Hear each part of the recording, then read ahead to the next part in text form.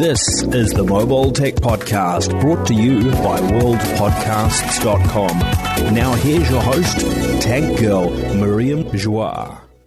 Brought to you by Mint Mobile. Stay tuned for a special offer at the end of the show.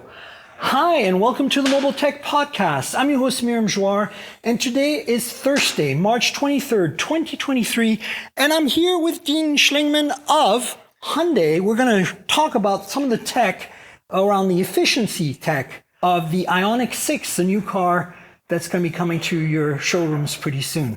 So, Dean, tell me about this. All right. We've got this beautiful cutaway here. Yes. And, this is based on the eGMP platform. It is. A few things first, right? 800 volt architecture. 800 volt architecture. So this is definitely part of the eGMP family, so to speak, with the Ioniq 5, now the Ioniq 6.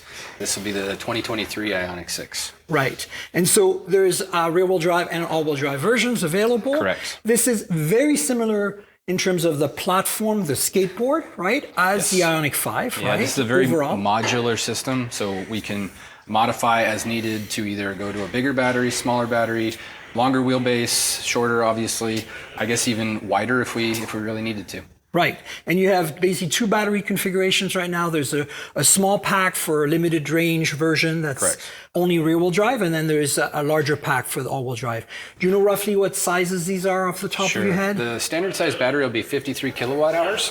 The long range battery will be 77 kilowatt hours, and that long range is offered both in the rear-wheel drive configuration and the all-wheel drive configuration, with the rear-wheel drive being kind of the higher mileage or has the highest all-electric range that we offer at 361 miles. So that's actually pretty cool. As the motor is pretty much identical as what we've seen in the Ioniq 5 in terms of design and power output? Yeah, a lot of the hardware was a carryover from Ioniq 5, and that's actually of benefit to the customer. We kind of figured out some of the, roadblocks early on with the Ioniq 5, so the Ioniq 6 benefits from that, and maybe you'd see that as being either a smoother configuration or smoother integration, so to speak.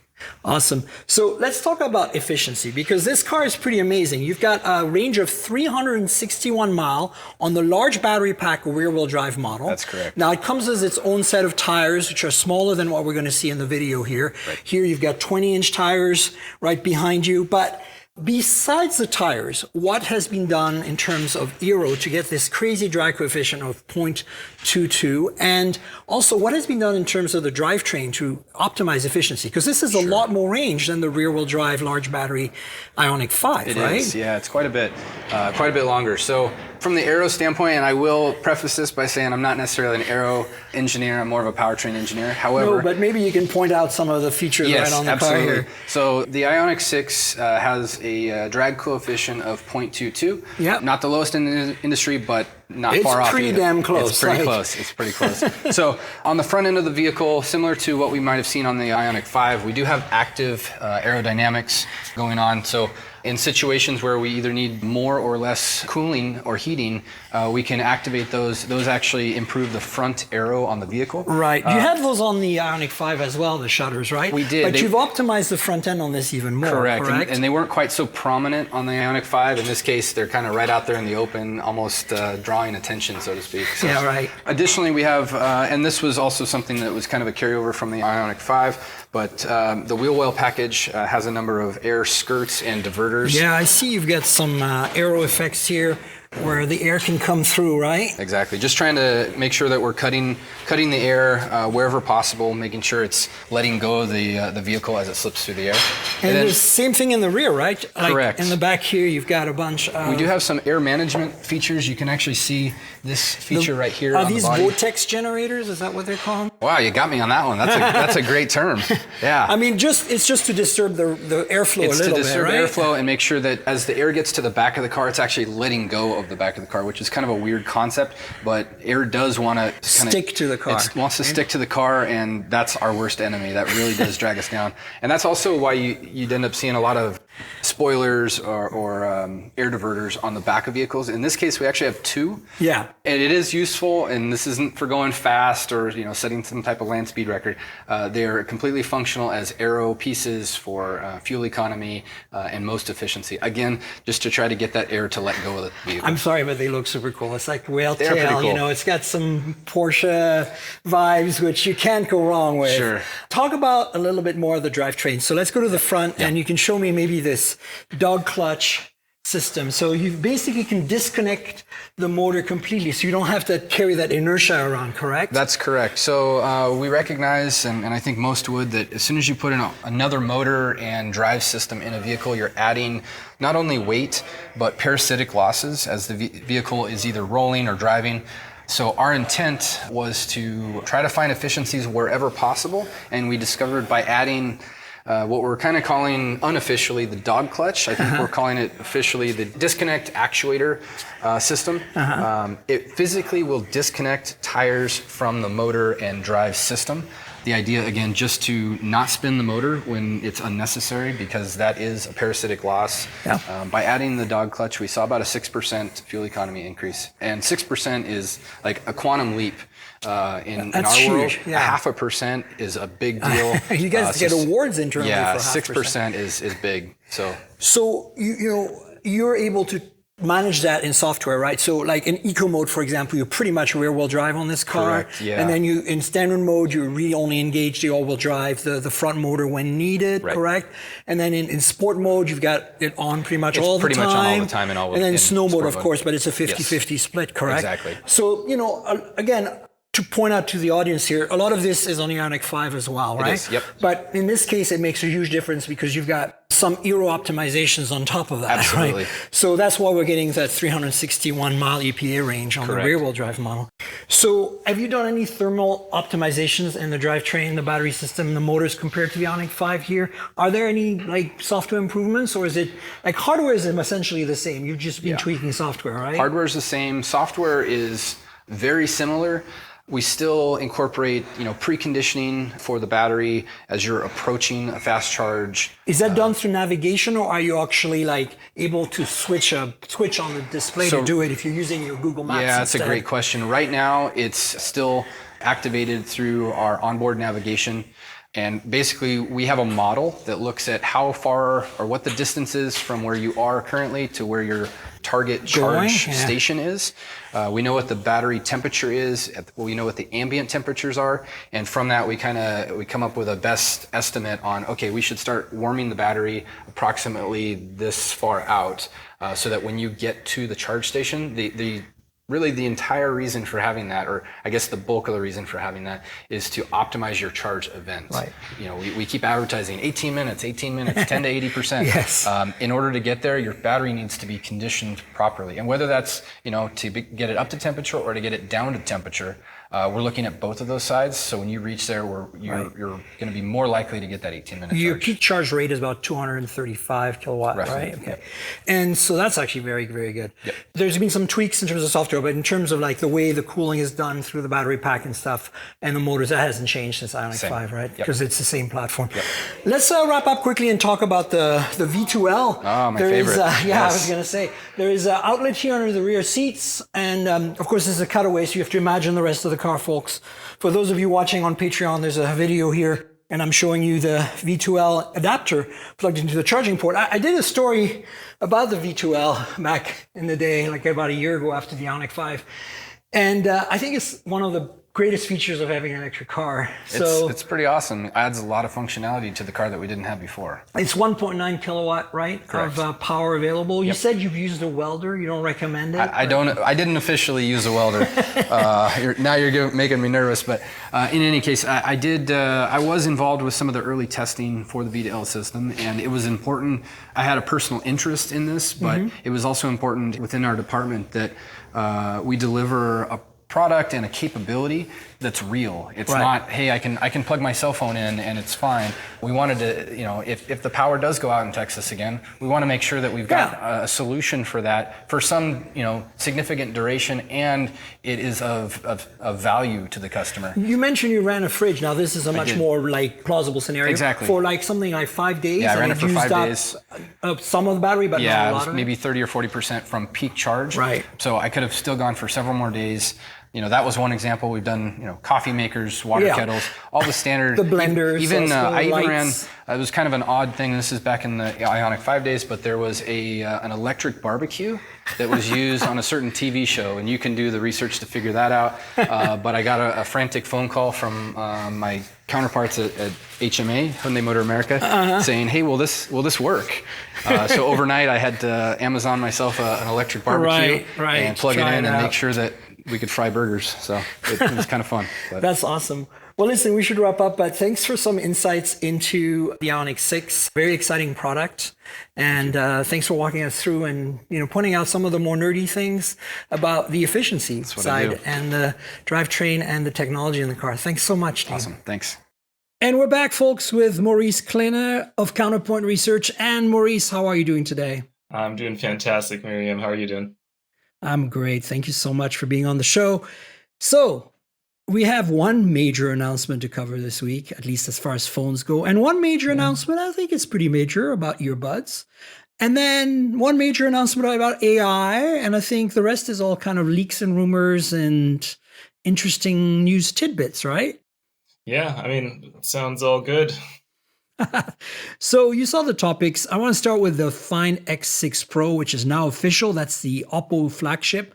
And I haven't played with one. They haven't sent me one yet. I'm still trying to get a review unit. So I don't have firsthand impressions, but I've heard from some of my colleagues who have used the phone and, have used the Find X5 Pro last year and the previous Find X's. So I do have a point of reference. And of course, we've seen the specs and stuff now.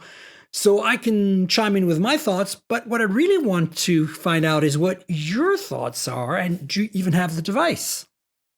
Yeah, so I don't have the device. I usually focus more on the North America market for my smartphone research. But what I think is really cool on the Find X6 Pro is that 120x zoom. Just Samsung coming out with their 100x zoom and Moongate happening, and now we got 120x zoom on this device, kind of showing Samsung up related to that. I like it. The 350 megapixel cameras that it has, the Miri Silicon X neural processing unit that it has. It's really cool. It's a really cool spec device. Definitely a flagship. You have the wired and wireless charging. I know you love to see that. And yeah, that like sensor, the 1-inch sensor, I believe right now it's on a Vivo X90 and a Xiaomi 13 that's coming. That's correct. So on the Vivo X90 Pro and X90 Pro Plus, which are the Dimensity and Snapdragon versions respectively, there's some other differences with the cameras, but I believe both of their main sensors are the 989. And then, of course, we have the Xiaomi 13 Pro. As you mentioned, but also last year's Xiaomi 12S Ultra had that sensor exclusively in China. So, they kind of got first grabs, first dibs, whatever on it early on last summer with that 12S Ultra. And then, now it's kind of available to everyone, I guess. And, frankly, that's kind of the showstopper in a way, right? Like that's the thing that makes this phone kind of stand out. I mean, there's other things, obviously, but I'm super excited to try it out. How do you feel about it? Do you think this is a big step forward, or do you think for the average consumer it doesn't really matter? Like, how do you think they're going to position this? Because they're not selling it in the West yet. Yeah, on the West part, I asked some of my other colleagues about that, and it's going to be interesting how Oppo's positioned just in China versus outside of China. Because in Europe, really, Oppo had a lot of marketing spend. They sponsored football, soccer. They had a lot of marketing in that sense there. And they didn't, I don't think, saw a big return on investment in terms of gaining market share and stuff like that. So them maybe staying in China is, for them just like trying to pull back and kind of refocus with this device. And I think it's a really good device. A lot of stuff, I mean, we've seen with a lot of these different smartphones, it's all just incremental, innovations and increases. So not a lot different, but definitely, one of those standout contenders, I think, for 2023 so far. So I agree. I mean, I think this is one of the more interesting phones of the year so far. But I think there's a more of a meta kind of question here. This pulling back that you're talking about, I feel that's happening. I feel that the Chinese makers are not necessarily wanting us to get all this stuff as much as before. Like every Find X ever made has made it to Europe and to other markets. North America. Well. Yeah. And North America, of course, not. But the point is that this seems weird to me because last year, the Find X5 Pro, they made a China only version. Actually, they sold two versions, but the China only version was a very decontented version. It looked the same, but it had a Dimensity 9000, not a big deal. That's not a big decontenting, but it also had a lesser camera system. It didn't have the Hasselblad branding and features. And while it was the same main sensor, it did not have the in-body stabilization, the sensor shift. It had just regular OIS instead. And, it had different f-stop on the main. So the rest of the specs were the same, right. The ultra wide and the portrait lens. But it was really interesting to me that they did that.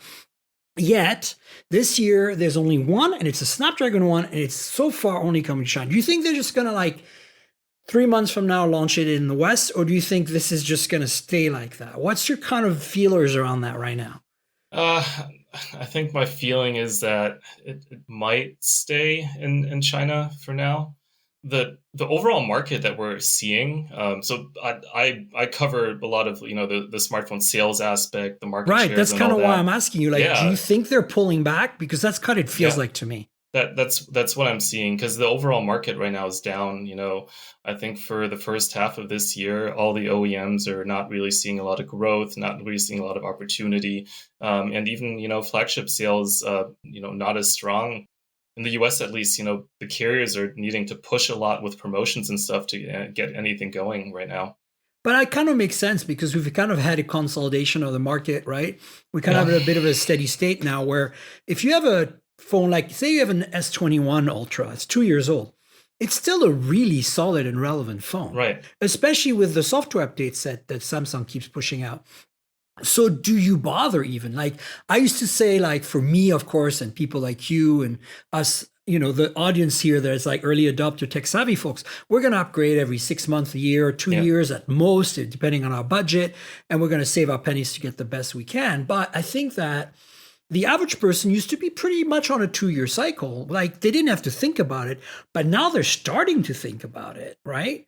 I think there are some people who are going to keep their phones more than 2 years now. Well, that's the thing. At least here in the US, we've seen some of the replacement rate cycles go up to 3.5, 3.6, 3.7, something like that years so far. Wow. So it really has elongated. People that have gone on to an S23 right now are coming from an S9, something like that. S8, S9. And so it's people holding onto these devices for longer. These devices are made to last longer. Samsung really pushing it as well with the 4 years of OS updates and 5 years of security, which this phone has as well. So they're really making it for the long run and essentially also future proofing it with putting stuff like Wi-Fi 7 in the devices and things like that. So it's really now a longer game, I think, for a lot of these smartphone manufacturers that don't have that quick sales cycle anymore. Yeah, and do you get a feel or sense for what's happening in the European market at all? In the European market, that's not really my specialty there, but essentially a lot of it depends where in Europe you're talking about, right? So with the Russia-Ukraine conflict, Right. there's a lot going on there, and Apple pulling out, Samsung pulling out of those markets. So the Eastern European market, in that sense, has dropped a lot because of that. Western Europe, still political tensions, or rather inflation. People paying hundreds and hundreds of dollars for their gas and electricity bills. So things like that have not been in favor of consumers spending a lot in terms of their devices, which essentially means less sales of these high-end devices, which are not as subsidized as they are here in the US right now. Yeah, and that's what I thought. I mean, that's the feeling I get as well. So they're struggling in a different way, though. Yeah. But I bet you their update cycles are also getting longer because of it. But back on the phone, let's talk about the camera system, because it's a triple 50 megapixel system. So very similar on paper, at least, to the Xiaomi 13 Pro, which is also a triple 50 megapixel system. And I have that phone, the 13 Pro, and that one is sold in the West and in Europe and other parts of the world.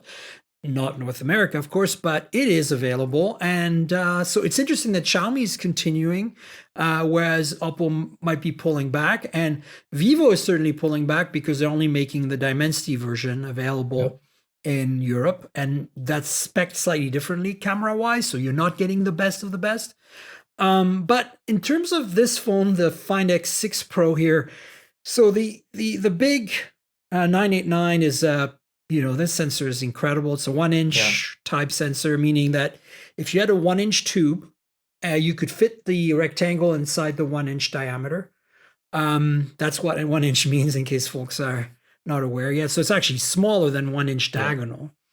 So 1.6 micron pixels, pixel bins 4:1. So that's huge. That's some seriously large pixels, right? Yeah. 3.2 microns. And then a laser autofocus, phase detect autofocus, optical image stabilization.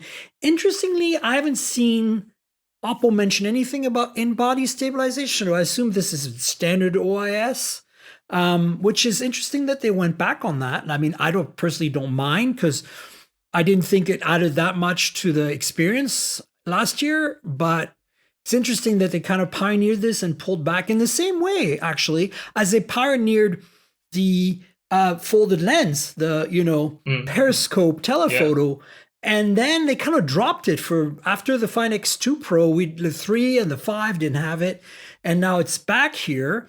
And so there's two other sensors: the telephoto, which is folded, periscope, and the ultra wide are both the same sensor, which is an IMX 870, I believe.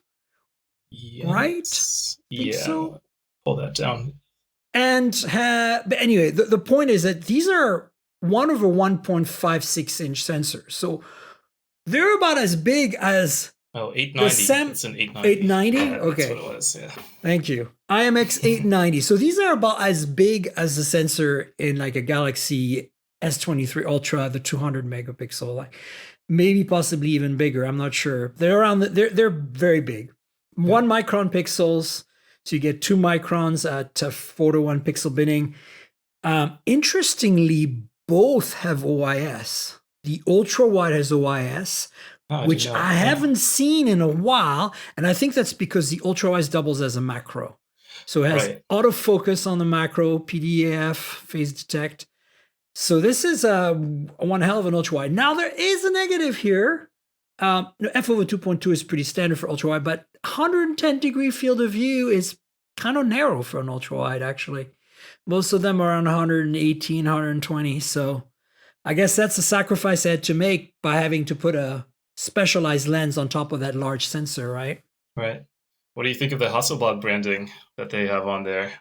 I think it's about the color sign still only. Yeah. Let me get back to you and finish about the telephoto, because there's something interesting here. So the specs say that this is a 3x telephoto, but it's really a 2.8x telephoto. And it's got OIS and phase detect autofocus and the same IMX 890 sensor. But it can basically do 3x zoom. By default, it's 3x is what they call it. But then it has a 6x lossless, because it says sensor zooming, right? Like takes this, crop the middle of the sensor. So you lose the pixel binning, but you now have 1 micron sensors at 12 megapixels in the center, which is 3 times bigger. So it's 6x or whatever. And then it also does 2x on the main sensor. So you basically get, 4 lossless levels, right? Like 1x, 2x, 3x, 6x. And that's pretty cool because nobody else is doing that right now. Lots of people are doing 2x lossless, like Apple, like which phone did I review recently that did that? A whole bunch of them. But anyway, it's pretty common these days, but not on the on the telephoto. Of course, the Pixel does that as well. Yeah, that's the one I'm thinking about. And I think this camera system is interesting. So back to the Hasselblad. So here's my problem with this. I was willing to play along with the Hasselblad game that Oppo and OnePlus have had or are still having. But I feel like right now it's a little, how can I put it? I think that Oppo's color science and imaging pipeline at the high end is very good. And it was very good back in even the Find X2 days when it didn't have the Hasselblad banding. All we've really gained is, a certain taste, a certain flavor of imaging. Like, I don't think that the Hasselblad makes this phone better than does other it make Oppo sense phones? for Oppo? Like, is the question, right? I think like it makes sense for OnePlus, I think, but For Oppo, it's a harder sell. Yeah, right. I That's agree. why But I feel that to me, it's just really about the color science, and it does make a difference if you like that flavor. Yep. But I was hoping to see more in the same way as when Huawei was working with Leica, we got to see more. And right now, Xiaomi 13 Pro and of course the 12S Ultra before that were also Leica branded, but it's really again more about the color science. Whereas I think with Huawei, there was actually some input from Leica on the spec of the lenses and some other tricks. And, Zeiss has a partnership with Vivo. And on that partnership, they actually also have like T-Star coating and stuff like that they apply that is hardware optimized basically in addition to the color science. So I think and Sony as well with the Zeiss stuff. So I think it's interesting that Hasselblad so far has been more of a marketing exercise, although the color science is really nice. I like to have the option. But I'm also vexed. Damn it, I have to point out that, and I've said that a few times, that I don't understand, this is purely marketing and it pisses me off. The Oppo Find N2 Flip, their flip phone, the one that looks like a Z Flip, has Hasselblad branding and has a decent enough camera system on hardware, on paper, except for one thing. It doesn't have OIS. And if I was Hasselblad, that would be a no-no. Like, I would be like, look, you can put your branding on anything you want, but we have some minimum viable product kind of requirements here about what the hardware needs to do. And no OIS to me with the Hasselblad brand is basically giving me a middle finger and saying, oh, this is purely marketing. Now, does the phone take bad pictures? No, it's fine. But it could be better. Obviously, it has to keep the shutter open longer in low light, and then you get blur. So, any thoughts on that? I think I agree with most of what you said there. The Hasselblad partnership to me is so interesting too. Like, didn't they have like an agreement only for 3 years or 5 years too on that? So yeah, it's like a limited time. Yeah, so I can't remember how long, but all that will go away too. So to me, it's also a little bit about like consistency of a device and like making sure that you have kind of a progression with it and not just like having Hasselblad landing on one thing and then not in the next generation of a device. So, but I mean, in terms of the camera itself, it's here in the US we don't get those devices, so like it's so hard for me to even get my hands on them and see how they operate. But having such like a triple camera, 50 megapixel camera setup, I think we see more of like a 50 megapixel being a standard for premium devices at the moment. Yeah. And, the thing is like, where do you go from there? Right. Well, I think, okay, so I have some ideas, but I see your point. I agree with you. I think 50 seems to be the sweet spot, especially at the higher end. For a while it was 48. 64 never really took off. I mean, it existed, but the results were always kind of like, do you really need a 16 megapixel, result? Probably not. 12, anywhere between 8 and 12 final resolution seems to be the sweet spot. And 12 is obviously seems to be kind of like what we've fallen back on. 12 with 48 and 12.5 technically with 50. But I have some hopes about what computational photography and larger pixel counts can do. And we're starting to see a glimpse of that of the Galaxy S23 Ultra. Things like, when you can pixel bin 9:1 or 16:1 in this case, you can start doing things like having lossless zoom at two different levels, right? Of course, you lose the ability to pixel bin, but the Galaxy S23 Ultra lets you zoom in 2x, and that's 4:1 binning. Right. And then it lets you zoom again to, I think, 3 or 4x or whatever it is. And technically it doesn't use that because now it has a telephoto that's dedicated. But you could theoretically, and I think which phone was it? Xiaomi had a phone with a 200 megapixel sensor. Oh, yeah, the Xiaomi 11T Pro last fall. And I tested that. And if you zoomed in further, it would crop the microscopic 0.6 micron pixels for a 12 megapixel image. So you were very light deficient. But if you had enough light, you could zoom losslessly, like at 4x, So is that kind of interesting? I think there's something to be said here. Although binning pixels is still challenging because you have to read a lot more pixels. So like your data throughput and your computational throughput is really, really high. Right. And that means you're using up more energy on the battery, on the processor. So there are some compromises, but I do feel like 108 might stick around for a little longer, but I feel like we're going to settle on 200. I'm starting to see 200 coming on some mid-range phones from China that are inbound that I can't talk about yet. And these are phones that are $300 with 200 megapixel sensors. So I'm like, whoa, like if that's possible, I'll give you another example. A Realme 10 series. A Realme 10 Pro and 10 Pro Plus have a 108 megapixel sensor, and it can losslessly zoom to 3x by doing the cropping thing again. Right. And it looks so good. In enough light, you're getting incredibly crisp 3x photos at 12 megapixels.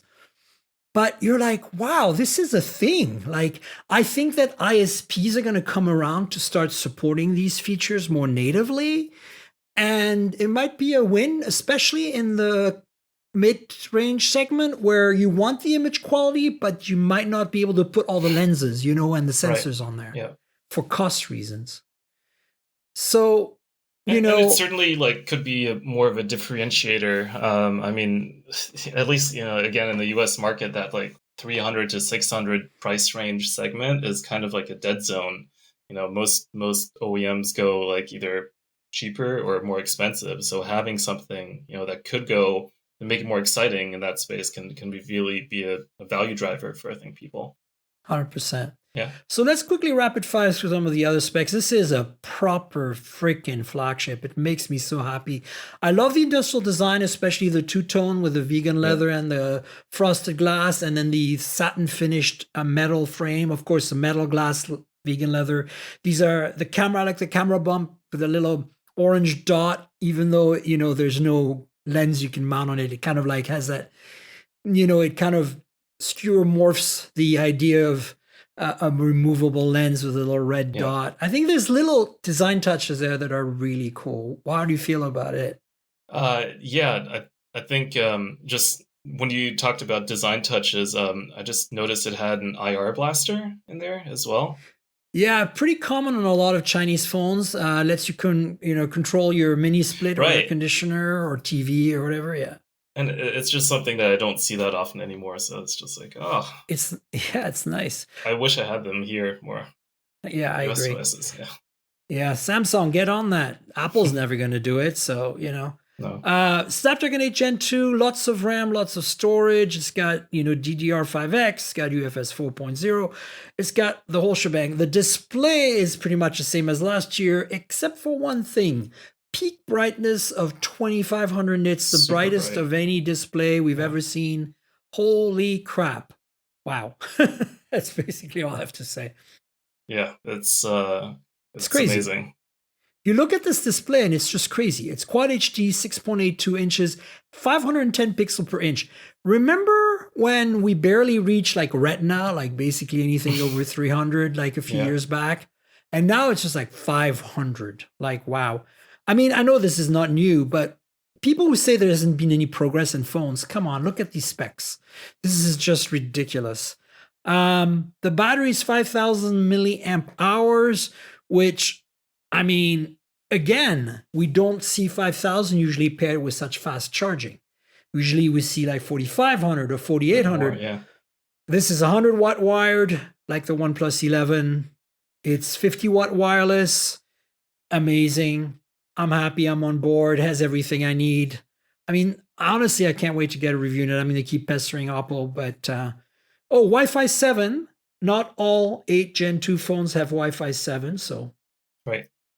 Not that you need that today, but you don't. Not a lot of Wi-Fi 7 out there right now.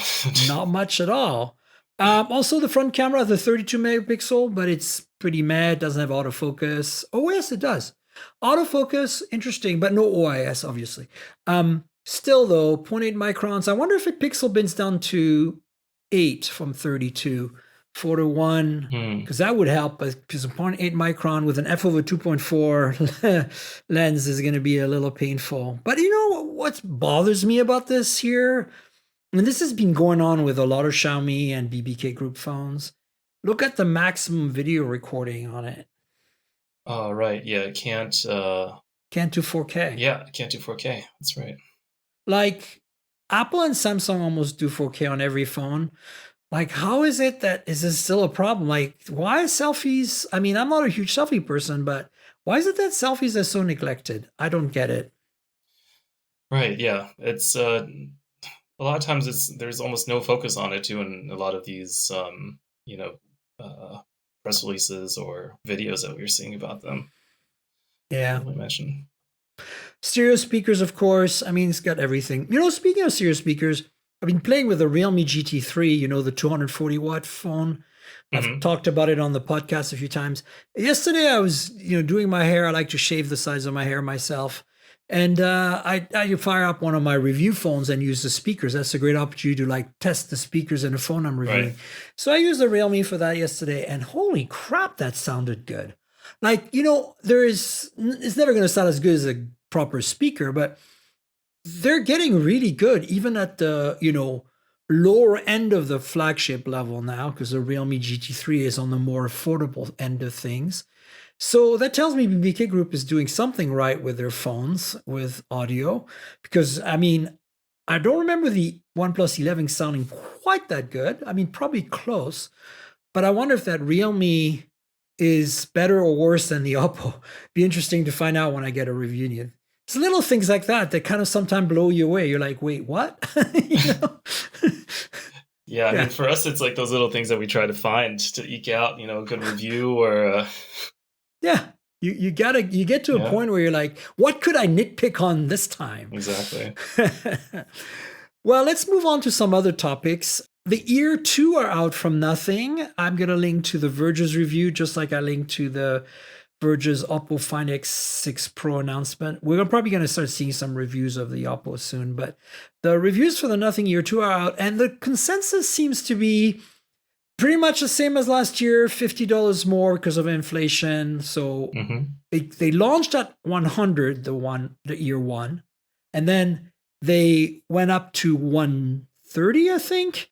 Now they're 150 for the Ear 2. But everybody seems to agree that it's pretty much the same with slightly better ANC and slightly better sound quality. And I like the Ear 1, so I think I'm going to be very happy when I get my review units of the Ear 2. Short and sweet, I think, they did some work, I think, on the size of the case too. It's a little bit smaller and thinner. And it's competitive at one. Here's my thing with TWS, I don't like buying expensive TWS because I tend to Yeah, I lose agree. mine a lot. So Yeah. something under $200, 100 to 150, something like that. To me, it's like a sweet spot of being able to eat the cost if I lose it and get a new one or something like that. So I think it's still priced right, even though it's a little bit more expensive. Yeah, I worked in video games doing audio for years, so I'm a bit of an audiophile. I hate Yeah. using that word because I'm not that kind of person, but I am a bit picky about my audio. And I'm one of those people who likes a very flat, neutral frequency response. A lot of, especially younger people today, are just used to very bassy music. But if you're in a recording studio and you use studio headphones or Well, that's like what I any got these good, on. well calibrated, yeah, when you I use NDR. like your Sony's, Yeah. yeah, or like I'm using Sony's here that are I'm using them wired, but they're my noise canceling for flying because I'm on a trip right now. But I have Bayer Dynamic DT990 Pro. Usually that's what I use. Anyway, that's the kind of sound I like, and I can definitely give the audience here some recommendations. If you don't want to spend a lot of money and still want to get a good experience, still want to get ANC, there are some good choices even under $100. My go-tos right now for affordable, good enough ANC, good sound quality, decent battery life. The only thing you give up is wireless charging, but whatever, are the $49 Realme Buds 2, Mm-hmm. available on Amazon. Unbelievably great value. But strangely, the Realme Buds 3, the successor, not so good. Like they're priced right, but they don't sound as good. The Ear 1 and Ear 2, I assume, based on what I'm reading, will probably sound similar. I like the Ear Yeah. 1. I liked also the Ear Stick, even though they don't have ANC. The current OnePlus Buds Pro 2, I believe they're called, if EQ'd properly in the app, so that the EQ is saved in the earbuds, are also really good. By default, they're bass heavy, but you can fix Yeah. that. What are my other go-tos? Sony LinkBuds S. Of course, there's the WF series, which are really high end, but I find they're a bit bulky and they sound great. They're like Sony's are the best in my opinion still. But if you can just get 90% of the sound quality and a much more friendly user experience because of weight and size, the LinkBuds S are really great in my opinion. Again, a bit of EQ needed, but because they can save the EQ setting in the earbuds, it doesn't matter what you pair it with. It stays, the sound profile stays with you, which is great. TCL makes some really good earbuds.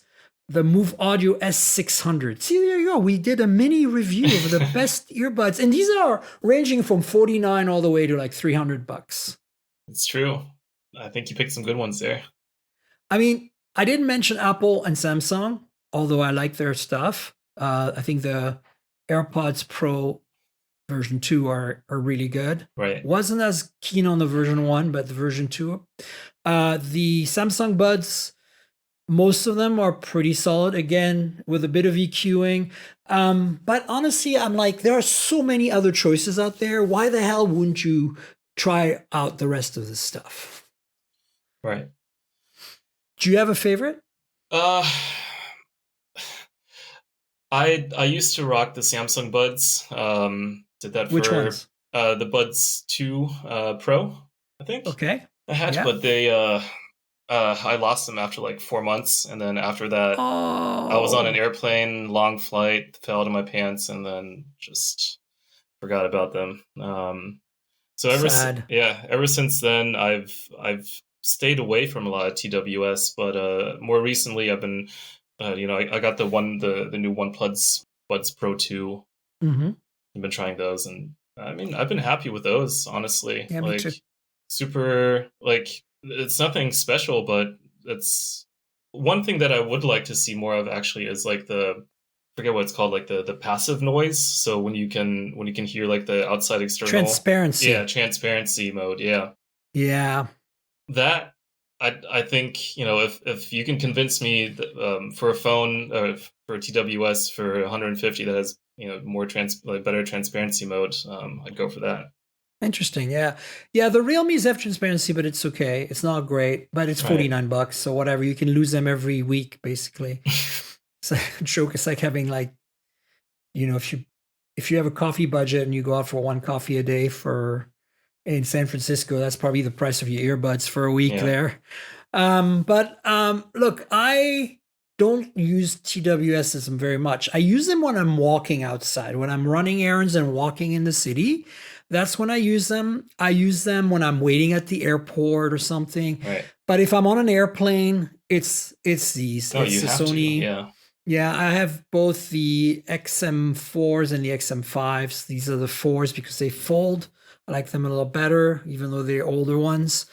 And at home when I'm recording in the studio, I use open back DT990 Pros. They're very comfortable and it's quiet enough in the studio. I don't need to worry about open back and it's not going to bother anybody. That's kind of where I'm at with when listening stuff. But the earbuds, I'm finding that I'm walking a lot more than now that I live half of my time in Vancouver in a part of the city that's very walkable, and I'm walking more, so I'm using TWSs more, just because they're more convenient and more comfortable when I find for walking at least. Yeah. I mean, I kind of liked using them when I'm biking too, especially. Okay. Yeah.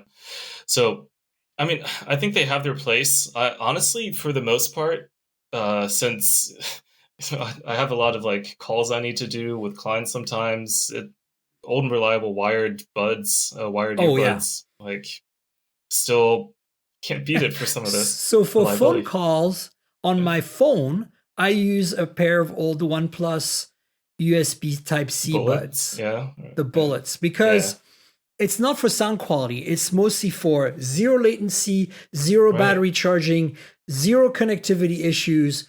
Plug it into the port and I can make a phone call. And the microphone sounds really clear. They can hear me really well. Awesome. Done. Now, when I'm doing like this right now, we're on Skype talking to each other. If I'm doing a Zoom call, I use my wired headphones and use generally the built-in mic in my laptop because I have a MacBook Air and it's very good. Yeah. Or at studio, I just use the studio mic that I have set up. But it's interesting because I absolutely, for calls, will not use my true wireless earbuds. So, like, unless I'm outside and walking and my spouse calls me and wants, hey, can you get some milk while you're out there? And I'll say yes. That's the only time that I actually use the TWSs for voice calls. For me, it's purely a musical or podcasting experience on the go. Right. Yeah. It's basically. So speaking of earbuds, I'm going to lump this in here because we're talking about earbuds. I mentioned how like the Sonys, so Sony's had the WF series, which are the earbuds, and the WH series, which are the headphones. For those of you on Patreon watching the video right now, those are the ones I'm wearing, the WH series. I've got the XM4s. There's an XM5 that doesn't fold, as I just mentioned. But the WF series is their really high-end earbuds that are incredible. The WF M4s, the M4s are incredible. And the M5s are rumored now. We're seeing some leaks.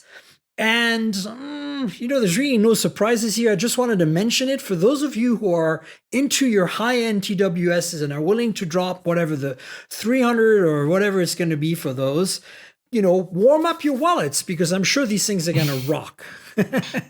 Yeah, I mean, Sony, I think they have like the best active noise canceling TWS that's available. So, I expect something better than the M4.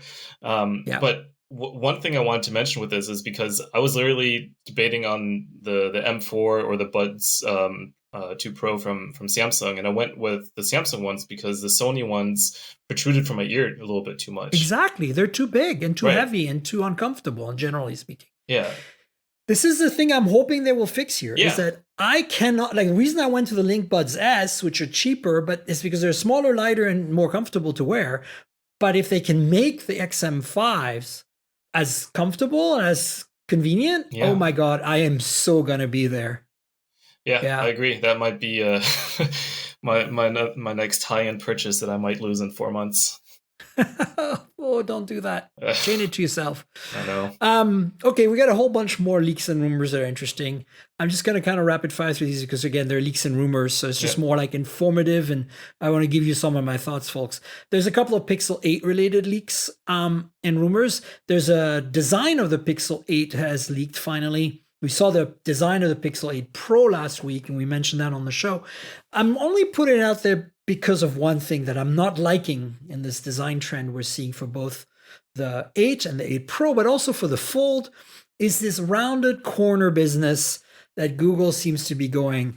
I'm sorry, but I really like my, squared off, this thing right here. That's what I like. I like the fact that this looks more like a Galaxy S23 Ultra on my Pixel 7 Pro, that it has that squarish design. And I'm not a big fan of those rounded corners that we're seeing in those renders or in those photos or whatever those leaks are. What is your take? I know I'm being fickle here, but... Yeah, to me, I actually like the rounded corners a little bit more. Just in terms of longevity and like impact, like... I think the rounded corner is a little bit easier if you have them, if you get them drop to fall. them. Yeah, but and otherwise it doesn't super matter to me. I'd like more that they're continuing with that the Star Trek guy the visor, the visor, the original visor. Yeah. I like that better too. Yeah. So. Yeah, but I mean, it's interesting. Like, I'm not mad about it, but because I'm liking that they're going to flat screens across the board, which is good. But I kind of wish it was a little squarer. Like, this is a little too rounded. It kind of reminds me too much of Samsung and Apple. I'm not sure I'm up for that. The reason I have a Pixel is to be different. No, the reason I have a Pixel is because it's the best phone, period, for me at least. Okay, so then there's some talk about the Pixel 8 Pro implementing what we usually call sensor fusion, which is the fusing in the ISP of the signal from multiple cameras to create an image. Right now, Huawei was kind of the leader in this. They did it starting with the P20 Pro, I believe, the P20 series. So they were actually even before that. I think the P9, P10 series did blending between the black and white sensor and the color sensor as well. But the idea is that in the case of like a monochrome and a color sensor, you pick the light information from the black and white and the color information from the color sensor, and you blend the two and you get better dynamic range, right? For example. But with the 20 Pro and the 30 Pro and the 40 Pro and the 50 Pro, what they did, and Honor's doing this as well with the Magic 4 Pro and the Magic 5 Pro, is that, when you're zooming in, you start taking data from the telephoto, you start taking data from the ultra wide, and you start kind of like piecemealing the thing to get the better photo. Now, that's getting really crazy computationally, but it's a thing. And if done right, like Huawei did it, it's very powerful. It lets you, for example, like P40 Pro Plus, right? The first phone before the Galaxy that had two telephotos, the 3X and the 10X. Let's all remember, that was the first that did the two telephoto thing. It only had 10 megapixel telephoto, no, actually 8 megapixel telephoto sensors, 8 3X and 8 10X. Yet it outputted, I think, 10 megapixel images. And because what it did is it used the main sensor, and then the middle of it is higher resolution basically, but you don't really notice because of the way they computed the whole thing together. It's kind of incredible, honestly.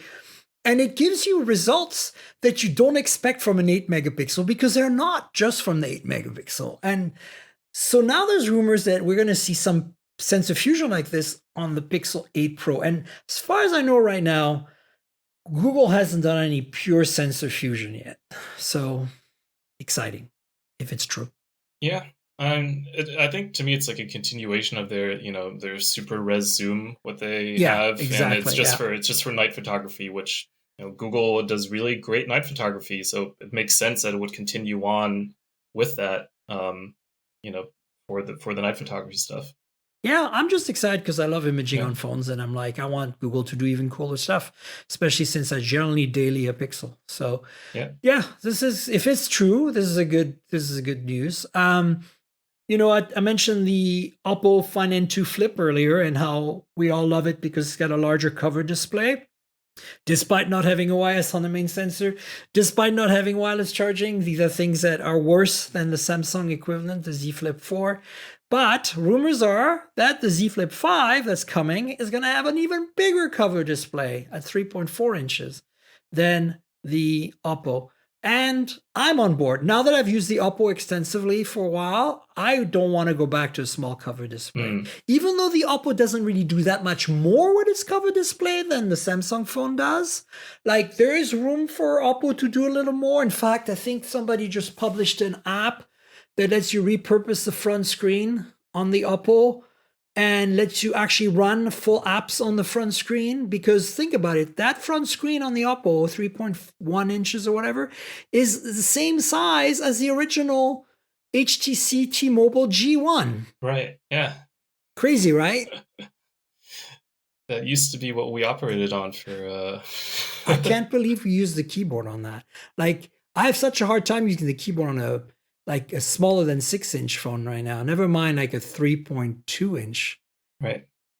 Yeah, anyway, I'm excited about this simply because I want more real estate on that front thing. Even if it doesn't really use it very well, it's nice to have lots of white space and it just feels comfortable. It feels nice, especially when it's not a fold that unfolds into like a huge tablet. So you know that the best you're going to get is unfolded as 6.8 inch phone experience. So yeah. You're excited about that, or you're like, meh? I mean, I haven't seen that many use cases, honestly, for, the front Z Flip display. So, I saw someone like run Pokemon on it or something, which to me was interesting to see, just like how you can kind of use that screen, as you said, as even running full apps and stuff. I don't want to run full apps, to be clear. I think that's too much. But I want to see a little more. Like, I'll give you an example. Right now on Samsung, you can do very little. But notifications on Oppo, there's lots of room for them to expand the notifications a bit more, and they're not doing that.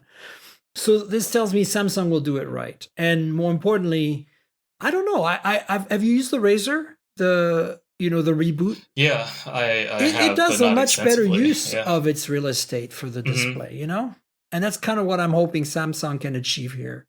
That's my hope, basically. Yeah, I think we're really seeing these phones take up more. More people are buying them, right? And so there's more incentive also for developers and stuff to get into it, to be able to have more than, or to be able to program stuff on these different size screens, really, that require different software support, right? So yeah, it's true. That really is like the other piece too that we really need to. The adoption piece really will help also drive a little tweaking a little bit more. Like, I feel like Google had a thing going with the cards they had in the Discover, the Google Now back in the days. Like, basically, it's like, think of it as a smartwatch, but the cover screen is your smartwatch. So a similar user experience to that is kind of what I think would be the sweet spot. Yeah. But let's see how it develops. Also, this is an interesting one. So I've been avoiding this rumor because iPhone rumors I generally don't even go into until August or something. But the haptic buttons leak. Now it's a leak and no longer a rumor. That they were going to replace the volume rocker and the power lock key and even the mute switch with essentially like they did with their trackpads and they've done with the home button on the iPhone 7 and onward, where it's there, it's a separate piece, but it doesn't have any mechanical switch underneath. It's just pressure. And it uses a Taptic engine to give you feedback. I think Apple can pull this off. I think they can totally pull it off. And I think the reason they're replacing the mute switch with a mute haptic fake button is because they'll give you different feedback on whether it's on or off. Now, you won't have the visible feedback anymore, which I think is a bummer because, right now, if you slide it, you see the little, or slide it up, you see the little red. But I'm feeling like they're going to give you such a nice little knock knock or whatever when you have it in mute that you'll know you have it in mute. Yeah. I was thinking about this, and is it a generational thing? Is Apple targeting like the millennials and younger with this type of a design rather than like, Maybe. you know, I think they're just saving themselves the moving parts. Basically, I mean, the that too, haptic for sure. engine Yeah. is in there. It has to be for vibration and everything else. So why not like replace? I think there's still going to be separate parts. It's not going to be like the HTC 11, which had that kind of software-based power lock key and volume buttons, but Mhm. didn't have had a big delay in the haptics and it didn't work very well. And they were physically molded inside the frame. I think this is actually still going to be a separate piece, kind of like the trackpads on the Macs are still a separate piece Yeah. of glass. It just doesn't move. It's just kind of fixed in place. But when you push on it, you get the impression that it's moving. I think that's what we're going to get. Yeah. I think that'd be really sweet. Did you try the haptic feedback on the OnePlus 11 that they had on there? Yeah, yeah. So like that's kind of like what it reminded me of in a It's way. pretty good. Yeah. Just Yeah, I think you can go very far with haptics, and I think not enough companies are exploring it. Yet Yeah. some of the phones like that Oppo that we've mentioned earlier, the Find X6 Pro, based on my previous experience with X5 Pro, that's got to be the haptic engine on that thing is going to be super hot. So I think that they could do it on Android as well. It's just that nobody's gonna do it first, and Apple's Yeah. gonna show you how to do it right. It's a matter of getting the latency right. Like it really has to be yeah. indistinguishable from the real thing. And Apple's done it twice properly now with the home button and the trackpads. So I'm actually excited about this one, even though I'm gonna miss the physically visible red area on the mute switch. Yeah, I think a lot of people won't need to get used to it if that happens. So, see. One last kind of newsy, rumory, leaky thing is a Pebble might be coming back as a brand. Now, disclaimer, I used to work for Pebble. I was the head of communications at Pebble in the early days. I was responsible for a lot of the marketing and media relations and analyst relations. So, they're very fond to my heart, but I also left because I could see that we didn't have a strategy to live up against the Apple Watch, and I didn't want to be the one having to field communications for that.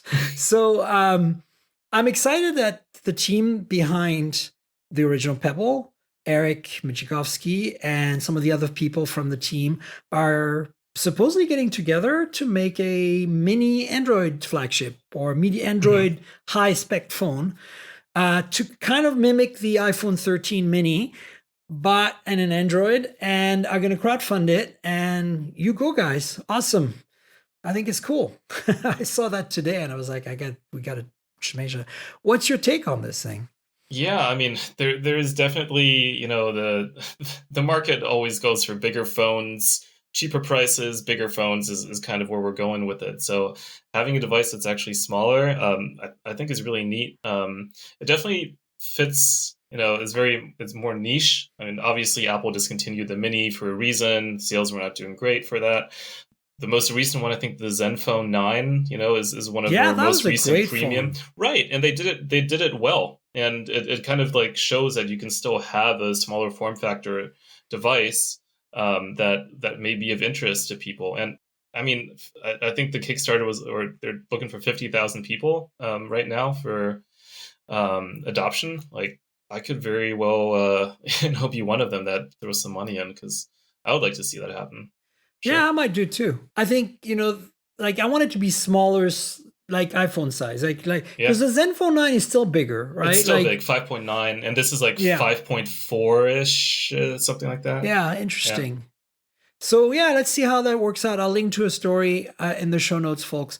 Last thing I want to touch with you on really quickly is Bard. Bard is now available to all of us. In fact, when you and I talked yesterday, I said, I got notified, but they asked me if I could join the waiting list. And guess what happened this morning?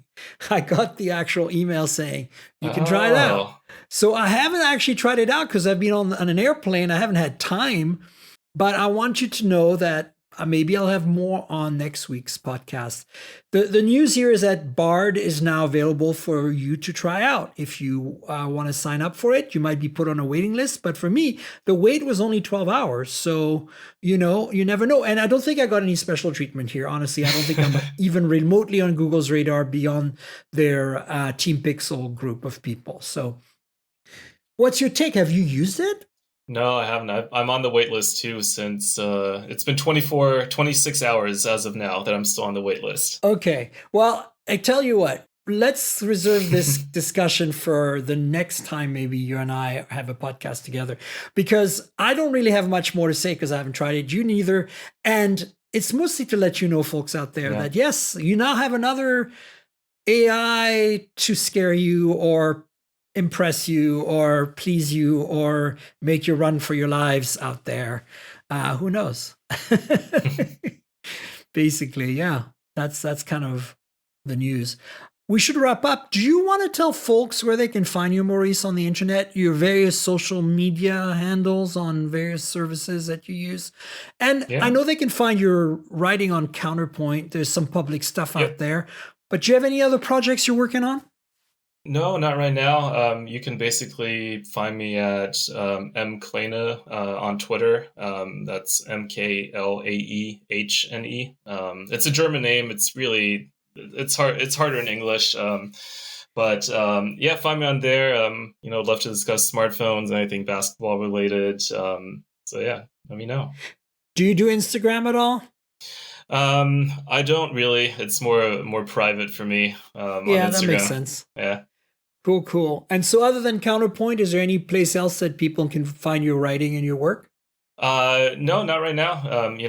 I'm mostly just quoted by you guys for quotes. I know, it's kind of cool. So it's different as an analyst, having the writing mostly quoted by the reporters or tech influencers. So, yeah. Well, I've had Anshel on the show multiple times, so I'm looking forward to having you on the show more times as well. Yeah, no, would love to. Thank you. Great. Yeah, let's make it happen. Folks, you know where to find me on the internet. I'm at Tankgirl. That's TNKGRL. Like the comic book character Tankgirl. Just drop all the vowels. Back then in the mid-90s when I came up with this, I was like, I'm such a rebel. Nobody can steal this handle from me. And then Flickr came along and they started dropping the vowels. And I'm like, you copycats.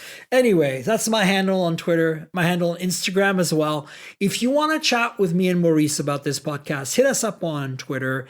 And, if you want to see pretty pictures of phones, pretty pictures of cars, pretty pictures of, travel, food, all that stuff, check out my Instagram. I take most of my photos with phones, which is kind of fun because maybe when I get this Oppo, I can show you what it can do. Right now, there's some photos out there on the Insta that I took with the Xiaomi 13 Pro. So check it out. There's also a couple of YouTube channels you can subscribe to, youtube.com/mobiletechpodcast and youtube.com/mobiletechmore. These are visual complements to the podcast. So if you want to watch me unbox the Realme 10 Pro Pepsi Edition, that's the latest phone that I've unboxed on the channel, on the main channel. And that's like really fun because it's like a Pepsi branded $300 phone from Realme. And the other channel, the More channel, is really basically just like all the non-direct connected to the phone things. So like the main channel has the phones and the earbuds and, maybe some things like tablets and wearables. But the More channel has the car stuff, the travel stuff, home automations, things like that. So subscribe, you know how YouTube work, like, tell your friends, and comment and click the little bell, the drill. The podcast itself lives at mobiletechpodcast.com. We're on Google Podcasts, Apple Podcasts, Pocket Casts, Spotify, everywhere good podcasts can be found. So please consider subscribing, telling your friends. If your app lets you review or rate the show, please do that. That would be awesome. And I've got another little treat for you. You probably heard me mention earlier about the Patreon. Patreon is where there's a bunch of extra stuff. And if you join, you help me financially, which really helps because, got to pay the bills somehow. So consider joining Patreon. You can get a video version of the podcast. You get it a day in advance of the audio version, and you get to see me and Maurice make silly faces and brandish phones. Exactly. You're going to have to watch to see what Maurice did. Yeah. And, there's other perks there you can get. Like there's a Discord server you can join if you're a Patreon. There is, I'll let you explore. But check out the Patreon. And if you can support me on a regular basis through Patreon, I would really appreciate it. And then also, if you don't like Patreon, I get it. There's other options. There's a PayPal link in the show notes. You can click through the PayPal link and make a donation. I love my coffee, so buy me a coffee for $5, whatever it is. Consider that as well. And I also want to thank our sponsor, Mint Mobile.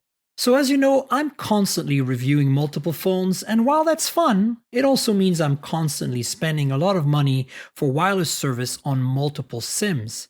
That's where Mint Mobile comes in, and that's who I'm partnering with for today's podcast. If you also want to save money on your wireless service, switch to Mint Mobile.